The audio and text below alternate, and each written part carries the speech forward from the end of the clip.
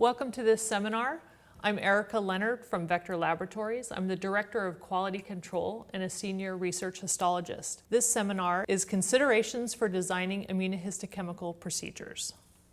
Tissue and cell staining are powerful techniques that researchers and pathologists use to understand the expression, location, and spatial relationships of proteins and nucleic acids in specimens. Clear, accurate results are essential. Each step in the staining process is significant to producing those results.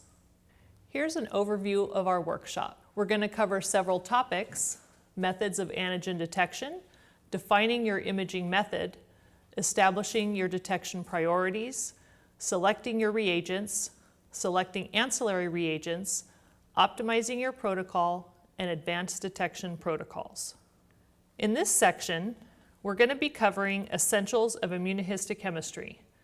Some of these essentials are methods of antigen detection, defining your imaging methods, establishing your detection priorities, and selecting reagents.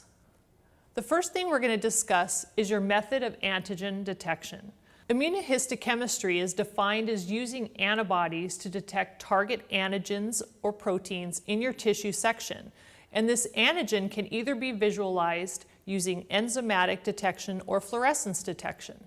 Immunocytochemistry is the detection of specific proteins or antigens in cell preparations. And in situ hybridization is the detection of specific nucleic acid targets in tissue sections or cells.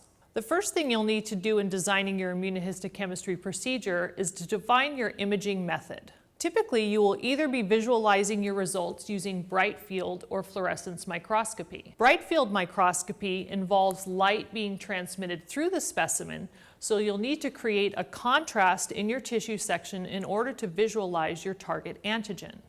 In this section, you can visualize the GFAP in this mouse brain, which has been detected with Impress Alk Phos and a vector red substrate. Enzyme-based detection reagents produce a colored precipitate in your tissue section at the site of your tissue antigen, allowing visualization under your Brightfield microscope. A second type of visualization is fluorescence microscopy.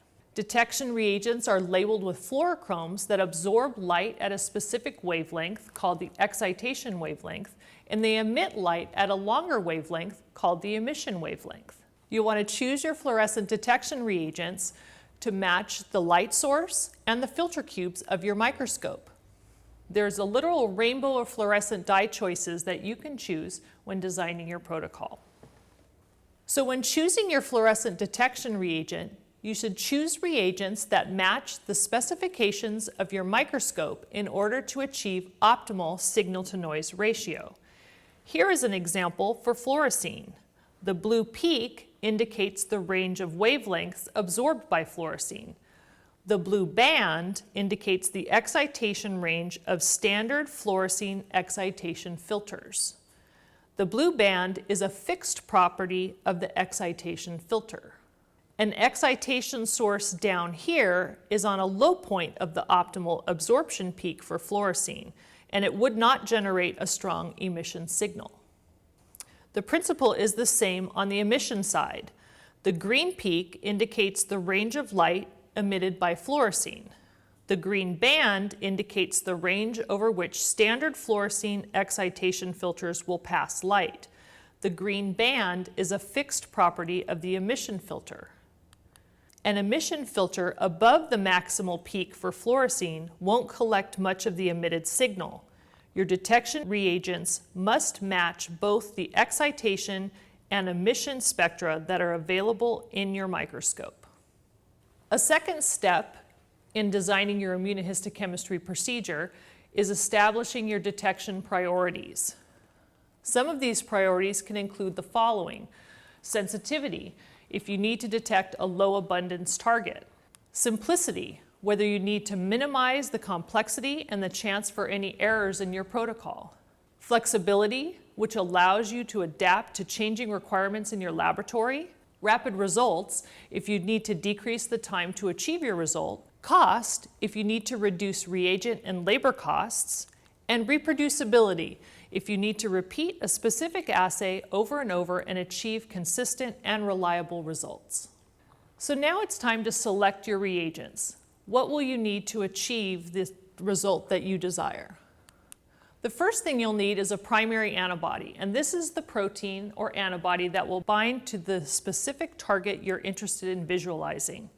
The next thing you'll need to choose are the detection reagents, which will allow you to visualize that target underneath your microscope.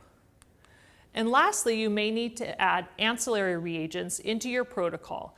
These can be due to the reagent choices that you've made or your specimen that you're using.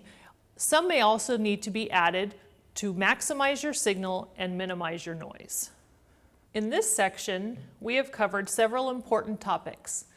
Immunohistochemistry can be conducted at tissue, cellular, or subcellular levels. Brightfield and fluorescence imaging can both be used for immunohistochemistry, and both can yield valuable information about your sample. With fluorescence microscopy, your choice of colors is determined by the excitation and emission filters available in your microscope. Before undertaking an immunohistochemistry project, it's important to establish your project priorities. Those priorities will govern the choices you make throughout your staining process. Thank you for joining us for our seminar, and I invite you to listen to the additional sessions which are available on our website.